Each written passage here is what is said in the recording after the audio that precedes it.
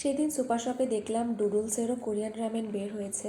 এর আগে আমার কোরিয়ান রামেনটা ট্রাই করা হয় নাই ডুডলসের, তাই এবার কিনেই আনলাম। এটার প্রাইস ছিল মাত্র 110 টাকা। 110 টাকায় তারা 4 প্যাকেট রামেন দিচ্ছে।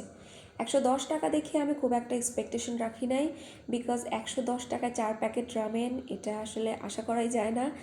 রামেনের সাথে তারা ড্রাই ভেজিটেবলস অ্যান্ড মশলাও দিচ্ছিল, বাট মশলাটা কিন্তু কোনো রামেনের মশলা না, নর্মাল নুডলসের যেরকম মশলা হয় এটার মশলাও ঠিক সেরকম ছিল।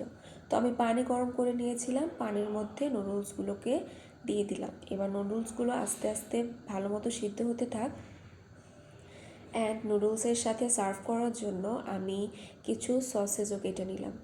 রামেনের সাথে অলওয়েজ আমি সসেজ, মাশরুম, সিদ্ধ ডিম সার্ভ করতে পছন্দ করি। তো সসেজ কাটতে কাটতে ওইদিকে আমি নুডলসের মধ্যে মশলা অ্যান্ড ড্রাই ভেজিটেবলসও অ্যাড করে দিয়েছিলাম, যেটা ক্লিপ নিতে আমি হয়তো ভুলে গেছি। এদিকে আমি ডিমও ছিলে নিলাম। এবার ডিম ছেলা শেষ করে প্যানের মধ্যে দিয়ে দিলাম সামান্য একটু বাটার। বাটারটা মেল্ট হয়ে গেলেই বাটারের মধ্যে আমি দিয়ে দেব কেটে রাখা সসেজগুলো। এবার সসেজটা বাটারের মধ্যে 2 মিনিট একটু ভাজবো।